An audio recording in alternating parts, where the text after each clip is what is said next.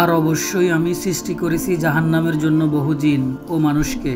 তাদের রয়েছে অন্তর, তা দ্বারা তারা বুঝে না। তাদের রয়েছে চোখ, তা দ্বারা তারা দেখে না। এবং তাদের রয়েছে কান, তা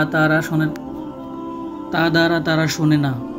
তারা চতুষ্পদ জন্তুর মতো, বরং তারা অধিক পথভ্রষ্ট। তারাই হচ্ছে গাফেল। আর আল্লাহর জন্যই রয়েছে সুন্দরতম নাম সমূহ। সুতরাং তোমরা তাকে সেই সব নামে ডাকো, আর তাদেরকে বর্জন করো যারা তার নামে বিকৃত ঘটায়। তারা যা করত অচিরেই তাদেরকে তার প্রতিফল দেওয়া হবে।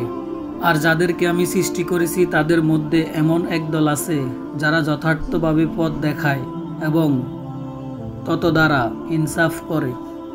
আর যারা আমার আয়াত সমূহকে অস্বীকার করেছে অচিরেই আমি তাদেরকে ধীরে ধীরে এমনভাবে পাকড়াও করব যে তারা জানতেও পারবে না।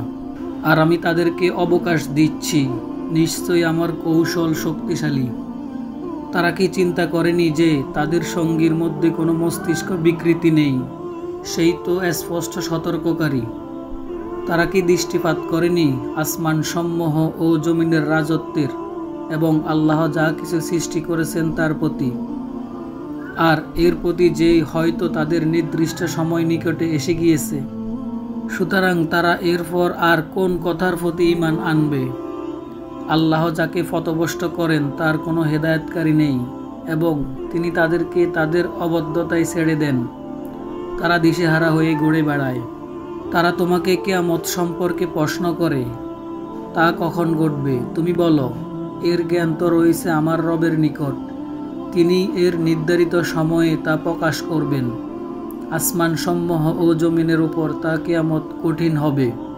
তা তোমাদের নিকট হঠাৎ এসে পড়বে। তারা তোমাকে প্রশ্ন করছে যেন তুমি এই সম্পর্কে বিশেষভাবে অবহিত।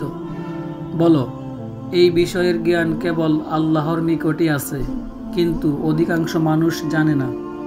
বলো, আমি আমার নিজের কোনো উপকার ও ক্ষতির ক্ষমতা রাখি না, তবে আল্লাহ যা চান। আর আমি যদি গায়েব জানতাম তাহলে অধিক কল্যাণ লাভ করতাম এবং আমাকে কোনো ক্ষতি স্পর্শ করত না।